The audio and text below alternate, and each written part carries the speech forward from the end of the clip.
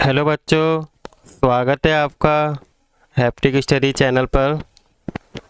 आज मैं आपको चैप्टर नंबर 2 सजीव जगत में विविधता का पार्ट 2 कराने जा रहा हूँ। पार्ट 1 मैं आपको करा चुका हूँ। अगर आपने वो वीडियो नहीं देखी तो आप मेरी प्लेलिस्ट में जाके वो वीडियो देख लीजिएगा। पार्ट 2 में मैं आज आपको पौधों जंतुओं के समूह कैसे बनाएं इस टॉपिक को आज को कराऊंगा। इससे पहले के टॉपिक मैंने आपको करा दिए हैं। तो आज हम ये जानेंगे कि पौधों जंतुओं के समूह कैसे बनाए जाते हैं, किस तरह क्या देख के हम इनके क्या करते हैं समूह बनाते हैं, किस तरह को हम इनको डिवाइड करते हैं। तो आप अपनी नोटबुक और पुस्तकों को समूह में कैसे व्यवस्थित करते हैं। जैसे आप नोटबुक को किताबों को अरेंज करके रखते हो, तो वैसे ही इनको भी क्या किया जाता है, अरेंज करके व्यवस्थित करके रखा जाता है। आपकी क्रियाकलाप ये है कि विभिन्न प्रकार के पौधों जंतुओं को चित्र एकत्रित कीजिए। आप पुरानी पत्रिका, समाज पत्र, इन सबको भी क्या है चित्र काट के आप अपने अलग कार्ड पर चिपका सकते हैं। अपनी कक्षा 5-6 विद्यार्थी 5-6 विद्यार्थियों को अलग अलग समूह में बांट लीजिए। कक्षा 5 के बच्चों को 6 और कक्षा 6 के बच्चों को। अपने समूह के साथी द्वारा बनाए गए कार्ड को इकट्ठित कर लीजिए। कार्ड में दर्शाए गए सभी पौधों जंतुओं की विभिन्न विशेषताओं को देखिए और एक समान विशेषता के आधार पर उनको समूह बनाइए। तो आप ये देखकर आश्चर्यचकित होंगे कि विभिन्न समूह द्वारा उपयोग किए गए आधार भिन्न हो सकते हैं। सबके जो समूह बनाए गए हैं सबके आधार क्या हो सकते हैं, अलग अलग हो सकते हैं, बेस सबका अलग हो सकता है। आपको क्या लगता है कि इसके पीछे क्या कारण हो सकता है कि विभिन्न विद्यार्थियों ने समूह बनाने के लिए भिन्न भिन्न सामान्य विशेषताओं का चुनाव किया हो।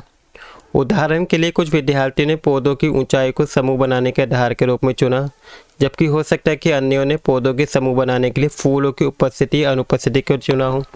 जैसे कुछ विद्यार्थियों ने चुना हो कि पौधे की ऊंचाई जो ज़्यादा ऊंचे वाले उनको अलग लिखा, ठीक है, उनकी अलग सूची बनाई। और कुछ विद्यार्थियों ने सोचा होगा कि जिन पौधों के फूल होते हैं उनकी अलग सूची बनाई और जिनमें फूल नहीं होते उनकी अलग सूची बनाई, ठीक है। फूलों की उपस्थिति अनुपस्थिति को देख के बनाइए। कुछ का तना मोटा होता है, कुछ का पतला होता है, तो इसको आधार मान के अलग अलग सूची बनाई हुई। खान पान का स्वभाव देख के, रहने का स्थान देख के। तो संभव आपने जंतु की विविध विशेषताओं के आधार पर उनका समूह बनाया। जैसे वे क्या खाते हैं, कौन से जानवर कहाँ रहते हैं, कौन सा जानवर कैसे चलता है, इन सब को देख के भी हम क्या कर सकते हैं, उनका एक समूह बना सकते हैं, ठीक है। तो सबसे पहले हम देखेंगे कि पौधों के समूह कैसे बनाए जाते हैं। आपने देखा कि पौधों में उनके तने जो होते हैं, पत्तियां, फूल इत्यादि से संबंधित विशेषताओं में विभिन्नताएं होती हैं। सब में विभिन्न पौधों के तने मोटे और ऊंचाई और कठोरता में भिन्न होते हैं, जबकि पत्तियां आकृति, रंगाकार व्यवस्था में अलग होती हैं। आपने पिछली क्रियाकलाप में अभी देखा था कि पौधों के ऊपर किसी एक विशेषता के आधार पर पौधों का समूह बनाने का प्रयास भी किया था, एक विशेषता को लेके। जैसे पौधे की ऊंचाई, ठीक है, कौन से पौधे कितनी ऊंचाई के, उन सबको अलग समूह बनाए थे। आपने पुरानी पूर्व के क्लासेस में भी आपने पढ़ा है कि पौधों के समूह की ऊंचाई और तने के प्रकार के आधार पर शाख, झाड़ी और वृक्षों के रूप में बनाए जा सकते हैं, ठीक है।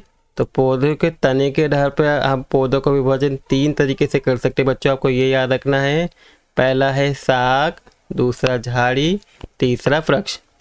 अब इन्हीं की विशेषताओं के बारे में डिटेल से पढ़ेंगे। देखिए, जैसे ये आम का पौधा है, ये छोटा होता है, ठीक है। इसके तने की प्रकृति भूरे रंग का होता है, कठोर होता है तना इसका, आपने देखा भी होगा, और मोटा भी होता है। तने में ऊंचाई पर होता है इसका, ठीक है। शाखाएं जो निकलती हैं इस आम के पेड़ की वो ऊंचाई पे निकलती हैं। तो इस तरीके से सभी पेड़ों को क्या किया है, पार्टीशन किया है। जैसे गुलाब का क्या होती है, उनकी ऊंचाई कम होती है, तना भूरे रंग का होता है, कठोर होता है और पतला होता है, ठीक है। और ये ज़मीन के अंदर होता है, पास में होता है, और ये झाड़ी कहलाती है। और टमाटर का जो पौधा होता है छोटा, ठीक है, हरे रंग का इसका तना होता है, कोमल होता है, पतला होता है और ज़मीन के पास में होता है, इन्हें शाक कहते हैं। तो आपको पता चल गया होगा दोनों तीनों में डिफरेंस, कि वृक्ष वो होता है जिनका तना मोटा होता है और भूरे रंग का होता है और कठोर होता है। झाड़ी वो होती है जिनका तना पतला होता है लेकिन कठोर होता है, भूरा भी होता है, ठीक है, लेकिन ऊंचाई कम होती है। और शाक वो होता है जिनका तना भी क्या होता है, हरा होता है।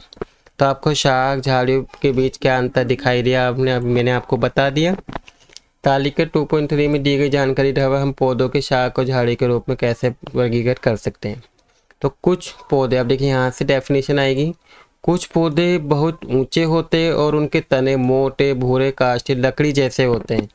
उनकी शाखाएं भूमि से दूर होने की कुछ ऊंचाई से निकलना आराम होती है। ऐसे पौधों को हम क्या कहते हैं, वृक्ष कहते हैं। और एग्जाम्पल हमने ऊपर देखा भी, आम का पेड़, देखिए यहाँ पे देख पा रहे हैं ये वृक्ष है। इसका तना क्या है, मोटा, अभी चित्र में देख पा रहे हैं।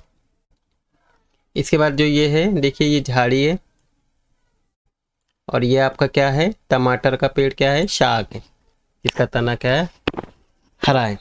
कुछ पौधों के तने वृक्षों की तरह ऊंचे नहीं होते हैं। प्राय इस प्रकार के पौधों के अनेक भूरे रंग के तने होते हैं जो भूमि के निकट से शाखाओं के रूप में निकलते हैं। और ये तने कैसे होते हैं, कठोर होते हैं।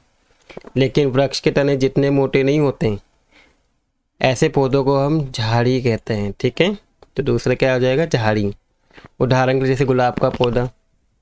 कुछ पौधे आकार में छोटे होते हैं, उनके तने कोमल होते हैं और हरे होते हैं, उनको क्या कहते हैं, हम शाक कहते हैं। और उदाहरण के लिए टमाटर का पौधा। अब बच्चों, कुछ पौधों के तने दुर्बल भी होते हैं और उनके ऊपर चढ़ने और बढ़ने के लिए क्या होती है, सहारे की जरूरत होती है। तो ऐसे पौधे जिनको सहारे की जरूरत होती है, इन्हें क्या बोलते हैं, आरोही लता, यानी कि क्लाइंबर्स कहते हैं। कुछ पौधे भूमि की सतह पे ही फैल जाते हैं, चढ़ते नहीं, उन्हें बोलते हैं विस्पर्शी लता, इंग्लिश में क्रीपर कहते हैं। तो ऐसी कौन सी विशेषता हो सकती है जिनके आधार पर आप पौधों के विभिन्न समूहों को बना सकते हैं, ठीक है। तो अभी हमने क्या देखा, पौधे के विभिन्न समूह कौन कौन से हैं। पहला आपका वृक्ष है, ठीक है। दूसरा आपका शाक है, एंड तीसरा आपकी झाड़ी है। चौथा आपका आरोही लता है और पांचवा आपका विस्पर्शी लता है, ठीक है। इसके बाद आपके पत्तियों के आप देख पा रहे हैं कि अलग अलग तरीके के पत्तियों के यहाँ पे क्या बनी हुई हैं, आकृतियाँ हैं, संरचना है, तीनों पत्तियों की अलग अलग है, ठीक है। आप देख रहे हैं जैसे गुड़हल की पत्ती है, एक केले की पत्ती है। तो गुड़हल की पत्ती की जो ये लाइनिंग दिख रही है, ये कैसी है, जलिका रूपी शिरा विन्यास है। ये समांतर शिराएं बनी होंगी, इन लाइनों को हम शिराएस कहते हैं, ठीक है। और इसमें भी क्या होती है, समांतर शिरा होती हैं, ये घास है। तो आप पौधों की पत्तियों पर पतली रेखाएं देख पा रहे हैं। इन पतली रेखा को शिराएं कहते हैं। शिरा के द्वारा दर्शाए गए पैटर्न को शिरा विन्यास कहते हैं। आप तीनों चित्र में देख पा रहे हैं कि पत्तियों की शिराओं में आप अंतर साफ साफ दिख रहा है आपको।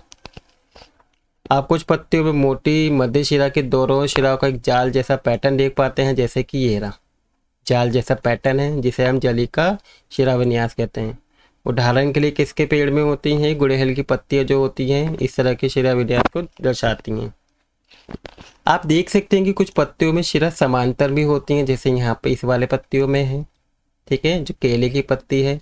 ऐसे पैटर्न को हम क्या कहते हैं, समांतर शिरा विन्यास कहते हैं। उदाहरण के लिए जैसे केले और घास की पत्ती समांतर शिरा विन्यास को दिखाती है।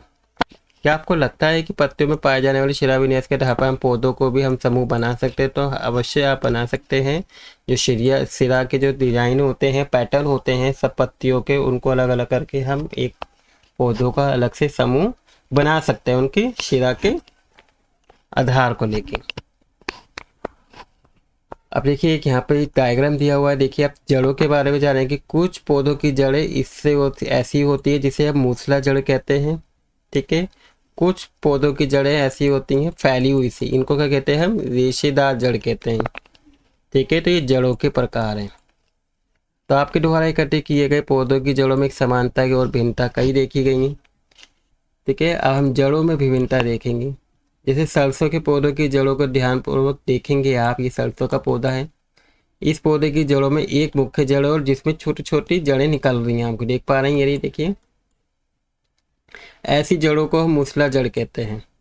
मूसला जड़ वाले एक अन्य पौधे का उदाहरण गुड़हल भी है। जिसे आप इसमें प्रैक्टिस उसमें भी देखा है क्रियाकलाप में। अब दूसरा चित्र है में दिखाया गया कि पौधा एक सामान्य घास का पौधा है। इस पौधे की जड़ें समान माप की पतली जड़ों की गुच्छे के रूप में दिखाई दे रही है जो तने के आधार से निकलती हैं। ऐसे जड़ों को जकड़ा जड़ अथवा रेशेदार जड़ भी कहते हैं। तो क्या आप संग्रह में कोई अन्य घास सम्मिलित कर सकते हैं जो ऐसे दिखाई देती हैं जड़ें? ठीक है, तो अब यहाँ पे जैसे लेमन घास है, इसकी क्या है, पत्तियों की शिराविन्यास जकड़ा है। तो आपको ऐसे ही उन पौधों के नाम लिखने हैं जिसकी शिराविन्यास समांतर होती हैं और वो अलग होती हैं, या फिर आप अलग भी लिख सकते हैं पौधों के नाम। बस शिराविन्यास क्या हो देखिए, आप उसमें समांतर समांतर डालिए और जिसमें समानता ना हो तो आप वो लिखेंगे आपको, कोई टेबल कंप्लीट करनी है। अब हम सदाबहार के पौधों में मूसला जड़ें और पत्तियों में जलीका रूपी का शिराविन्यास होता है। ये जानने की कोशिश करेंगे जलीका रूपी जो शिराविन्यास होता है वाले अन्य पौधों में भी मूसला जड़ें होती हैं। दूसरी ओर लेमन घास के पौधों में जकड़ा जड़ें होती हैं। पत्तियों में समांतर शिराविन्यास होता है। क्या अन्य पौधों जिनमें समांतर विन्यास है और उनकी जड़ें कैसी हैं? जकड़ा है। सामान्य जिन पौधों में जलीका रूपी शिराविन्यास होता है उनमें मूसला जड़ें होती हैं। ठीक है, जिनके शिराविन्यास जलीका रूपी होती है तो उनकी जड़ें कैसी होती है? मूसला होती हैं। जबकि जिनमें समांतर शिराविन्यास होता है उनकी जड़ें जकड़ा होती हैं। आपको ये पॉइंट्स बिल्कुल अच्छे से पता होना चाहिए। ठीक है, ये वेरी इंपॉर्टेंट पॉइंट है कि जिन पौधों में जलीका रूपी शिराविन्यास होती है तो उन पौधों की जड़ें कैसी होती हैं? मूसला होती हैं, मूसलाधार होती हैं।